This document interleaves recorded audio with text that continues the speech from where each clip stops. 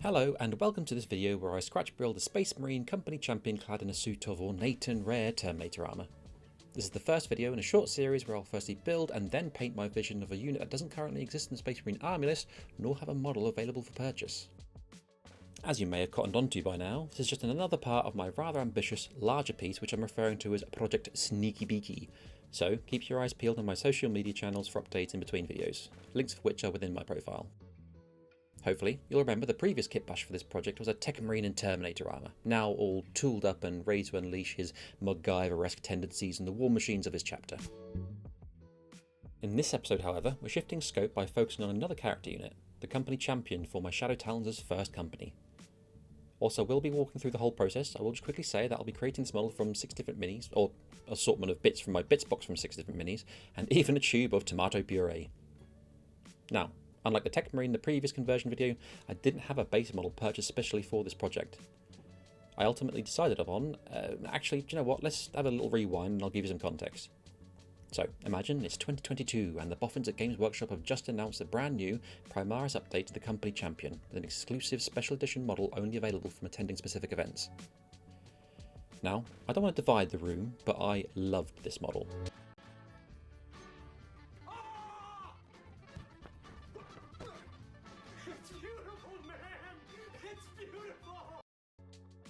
The pose is awesome and it really sells that elite duelist theme. I knew I wasn't going to be able to get to an event to pick one up, so I thought it might be an eBay jobby. However, these guys were going for a minimum of like £70, which disgusted me and I just refused to pay, so I decided to make my own.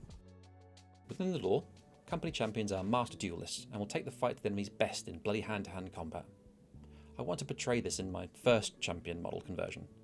I wanted him striding confidently forwards, pointing at his next target, inviting the challenge. So, when I decided to include one in Project Sneaky Beaky, I wanted to replicate this theme in my Terminator variant. Knowing I was at some point going to get cracking with Project Sneaky Beaky, I desperately wanted to snag a box of the very limited run Crux Terminator set when the new Assault Terminators were announced. So I was very happy to have been able to order the last one in the shop. Fortunately, one of the standard Terminators is in the perfect pose for this kitbash. He's walking forwards, torso canted slightly to the right with his right leg forwards.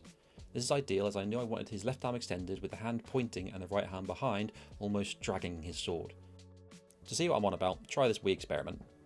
Try walking forwards and pointing with your left hand whilst holding a broom or something behind you in your right hand.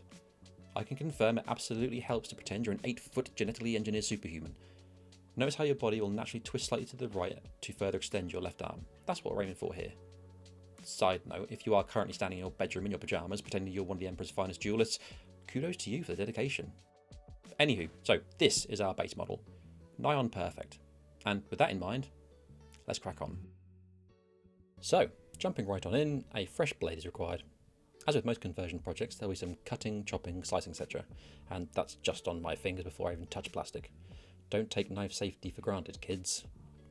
Next, I had to have a quick Google, because I absolutely did not misplace the build instructions for this box set and didn't really fancy making a bow-legged scoliosis-riddled contortionist. Fortunately, the internet provided and I managed to source the bits for this particular Terminator. The components of the base model that I require are just the legs and both halves of torso. Everything else will come from my bits box / kitchen. To clean the model, I'm just using a generic modelling knife that can use replacement blades and an assortment of sanding sticks, the latter of which are a collection of 600, 800, 1000 and 2000 grit to ensure a smooth finish.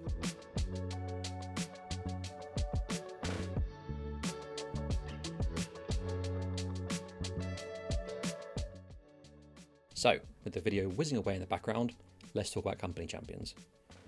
As the name suggests, there's generally a single champion per company, and these individuals are considered to be the best swordsmen of the chapter, and hold the responsibility of not only upholding the honour of his company or chapter, but is also expected, and probably more than happy to, engage enemy warlords and opposing champions in single combat. Outside of a battlefield role, the responsibilities of a champion are largely ceremonial, often conducting various rituals and ceremonies for his chapter. Selection of potential champions will differ from chapter to chapter, and will likely align to its individual ethos and way of waging war. Champions will most often deploy as part of the company command squad, but when needed, will deploy alongside other command ranks such as chaplains or librarians, with their duty to protect and counsel said commander in strategy or the martial ways of the sword. Regarding model cleaning ahead of painting, let's quickly go over some tips on why cleaning a model is important. It can be time consuming and frustrating, but it's the first step to ensuring a smooth end result when painted. To what level you clean your models is really up to you, but in my humblest of opinions, it really does pay off if you take a few extra minutes to get rid of those paint job wrecking mould lines and burrs. Firstly, I'll focus on the bigger imperfections like the sprue attachment points. Depending on how big these imperfections are, will denote the angle at which the blade is used, as the angle of the blade will influence whether I'll be cutting material away or scraping it. If I'm scraping, the more perpendicular to the blade will be to the model. If I want to cut a larger mass of material away, the more parallel the blade will be, taking advantage of the cutting edge to trim the plastic away bit by bit.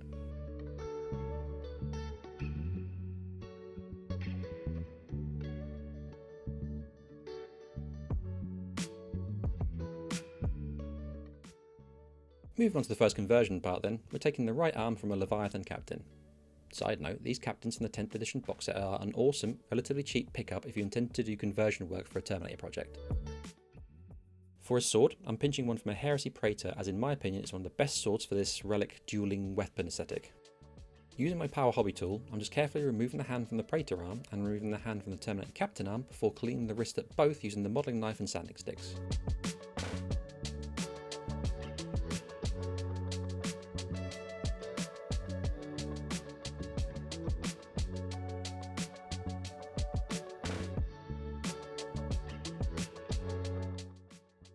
Whilst I haven't shown every occurrence in this video, I will test fit often when removing material for bringing parts from different models together, as the fit is unlikely to be perfect and therefore you're more likely to make a mistake and remove too much, potentially ruining the model.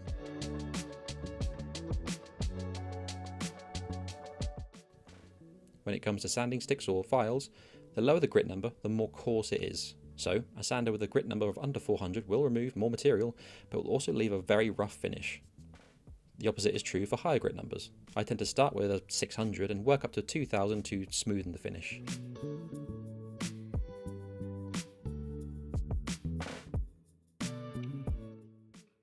Only when I'm happy with the test fit will I drill a hole and insert a short length of 1mm crafting wire as a pin to ensure the secure, strong fit. Again, after more test fits, I'll then apply glue. This is just a preference for me, as I don't personally like plastic cement and using just super glue wouldn't be secure enough.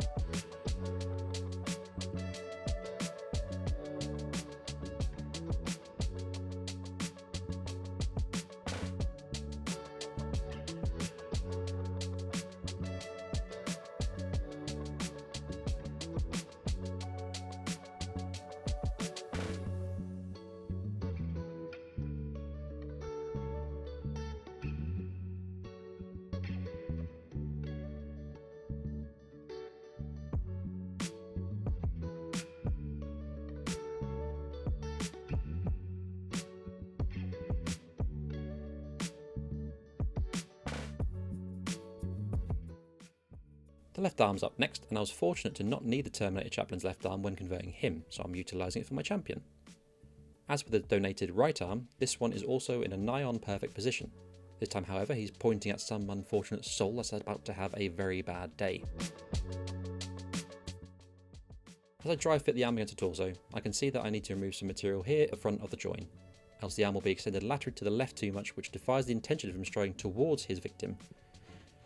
So, using the knife and sanding sticks, I'll do just that on both the torso and the arm itself. This wee adjustment allows the arm to pivot a few millimeters so it points further towards its front than off to the side. Once I'm happy his aggressive pointing is in the intended direction, I repeat the hand adding process like we briefly covered on the sword arm.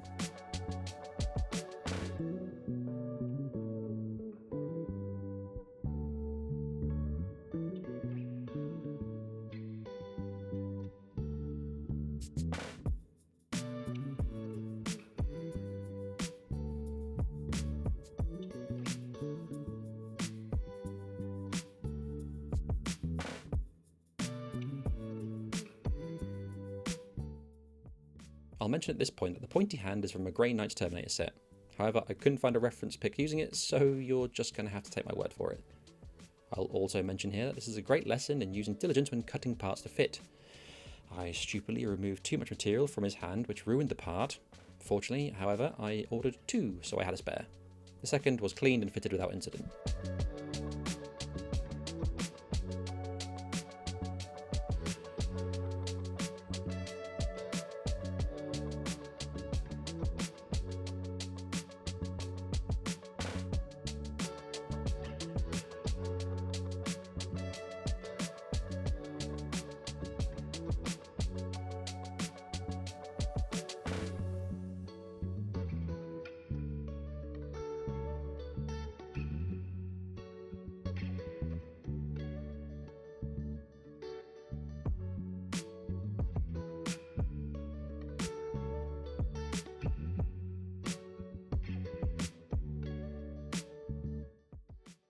Moving on, I'm using both shoulder pauldrons from the Leviathan Captain again, as they better model the ornate armour of that used by Astartes champions and commanders. I will, however, be removing the tilting shield from the left pauldron, as it basically looks a bit naff with the arm and the position it's going to be in. I also have a plan in mind to fill the space it currently occupies.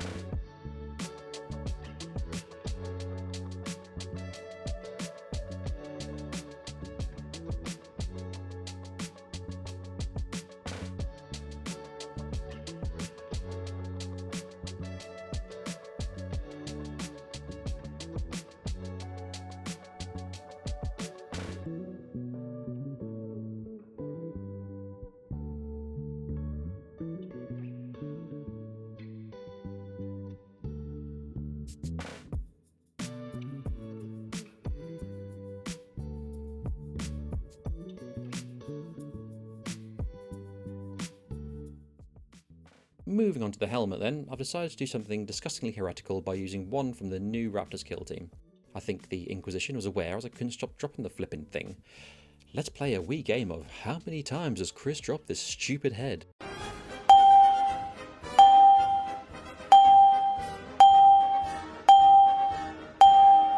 To say that you're fine when you're not really fine, but you just can't get into it because they would never understand. After what felt like 3 to 5 business days of heretical iconography removal, the helmet is pretty much ready.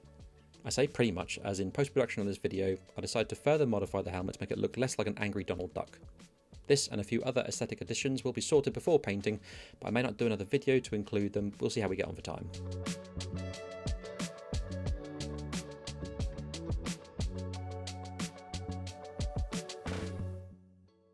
To secure the right arm to the base model, I'm combining pinning, supergluing and a healthy amount of epoxy putty to fill the gaps in the arm to ensure a sturdy fit.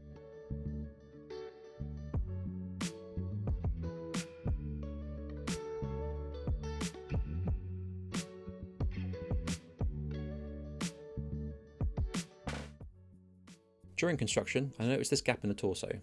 Stupidly, however, I forgot to rectify this before attaching the arm, so I'm forced to do it now. I'll make it work, I just have less room to play with. Using the excess of epoxy putty from the right arm, I'm just going to push it into the gap and then use these silicone moulding tools to shape and smoothen the finish. I'll then do the same for the gaps in the wrist of the pointing hand.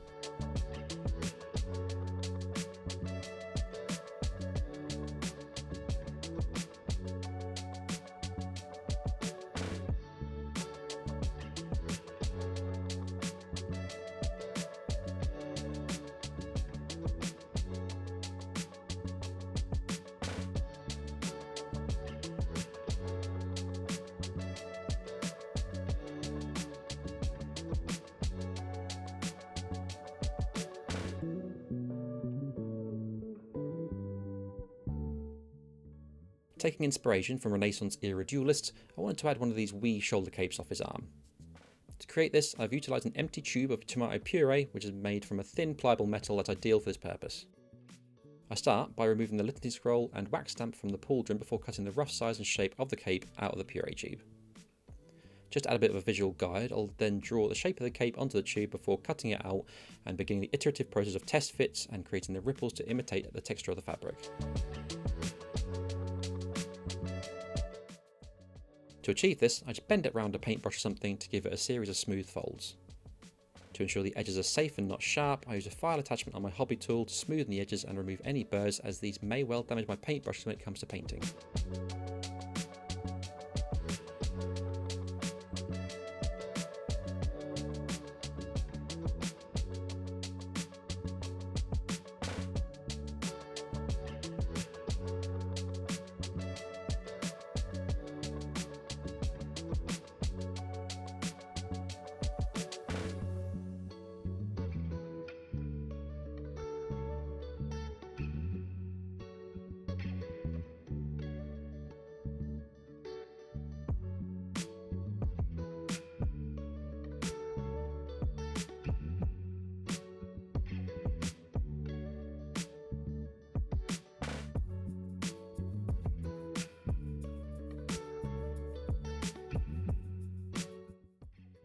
Again, once I've completed the 8 million test fits, it's time to break out the super glue and affix the cape in place.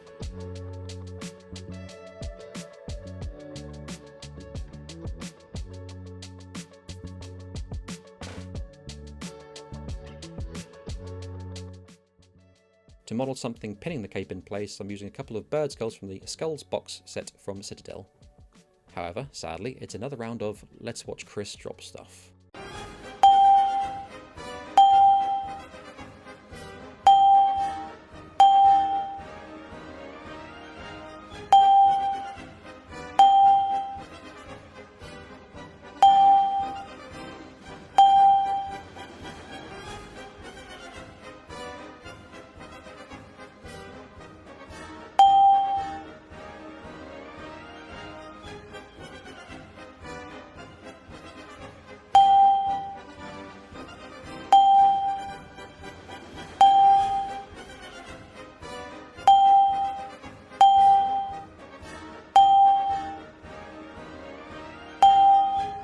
Rage quit.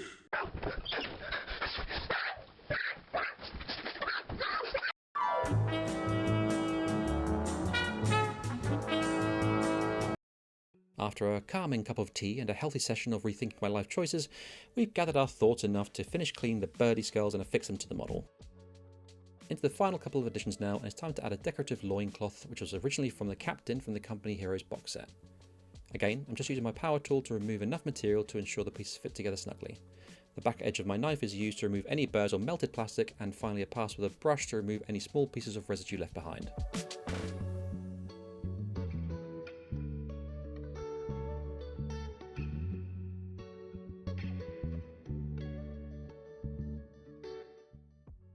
I'm liking the model's direction, but I want to add something on top to break his silhouette a bit to make him look less like a standard Terminator. So I'm revisiting the Praetor sprue again for this crest thing to pinch. Whilst the company champion isn't an officer in the conventional sense, I still feel he's a bit bland. Adding this little doohickey will help him stand out a bit more without taking over the wider project. Pinning it to the champ's head was tricky as the shaft of the crest was only slightly wider than my drill bit and pin. To ensure I achieved the required hole to be drilled without destroying the shaft, I had to be patient and exercise diligence by checking the result every few turns of the drill to ensure it stayed in line. What you're watching currently is a fascinating montage of that process. Enjoy.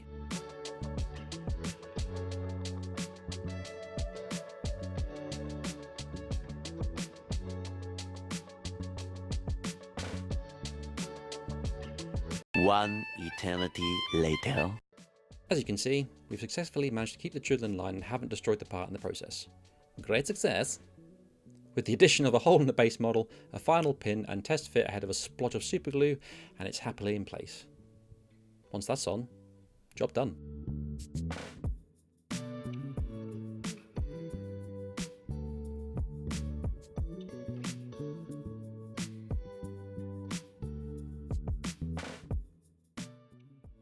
And here we are, our 95% completed company champion in Terminator armour.